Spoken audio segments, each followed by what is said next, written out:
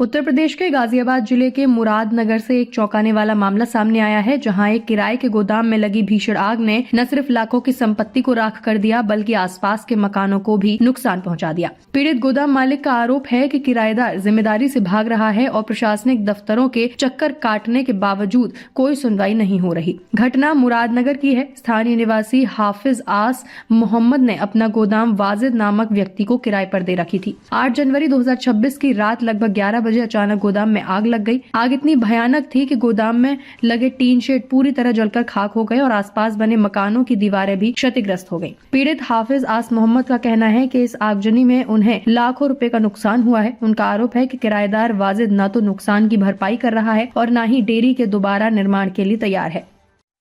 क्या नाम है आपका, कहाँ के निवासी हैं? आस मोहम्मद नाम है मेरा, मुरादनगर का रहने वाला हूँ यहीं का। क्या मामला, क्या घटना घटी जो आप जो है आज एक बाइट दे रहे हैं?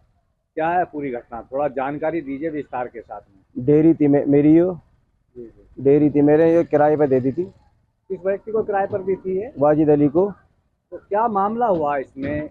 इसमें उसने फोम का गोदाम बना रखा था। तो 8 तारीख की रात को घटना हुई, पता नहीं किस तरीके से कारण की वजह से आग लगी। अब मैं ये कह रहा हूँ सब, भैया मेरी जो नुकसान हुआ, जिस तरीके से मेरी पुरानी डेयरी थी, इस कंडीशन में मेरी डेयरी करा कर दे दो। मेरा ट्रैक्टर, मेरी बाइक, मेरी सारा टीन सेट गिर गया, मेरी चैन गिर गई, सारा मेरी डैमेज हो गई, पूरी डेयरी मेरी डैमेज हो गई। तो आने बहाने दे रहा।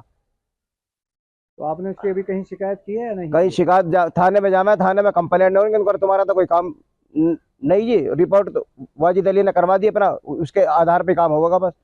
थाने में जा रहे, चौकी में जा रहे, धक्के खा रहे, कुछ नहीं हो रहा कहीं भी। तो वाजिद अली क्या बोलता है आपके टीन सेट को रिपेयर कराने के लिए? वाजिद अली तो पहले तो वाजिद अली ने बिल्कुल मना कर दी जी, नाट गया वाजिद अली।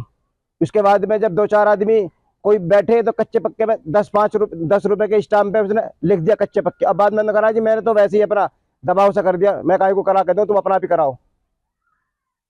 तो आप क्या चाहते हैं अब शासन प्रशासन? मैं शासन प्रशासन से चाहता हूँ, जो मेरा नुकसान है आके इसका सर्वे होना चाहिए। जो मेरा क्लेम, जो मुझे दिक्कत आ रही है, मुझे परेशान होना पड़ रहा, मैंने जैसी स्थिति में दिया अपना, वो मैं स्थिति वही चाहता हूँ अपनी। मेरा ट्रैक्टर फूक गया, मेरी बाइक फूक गई, मेरी सारी डेयरी मेरी डैमेज हो गई, खंडर हो गई। प्रशासन मेरी कोई बात ही ना मानना, कहीं भी जा रहा हूँ धक्के खाने पड़ रहे हैं। कई दिन हो गए आज मुझे। 8 तारीख की ये घटना है, 11-11:30 बजे की।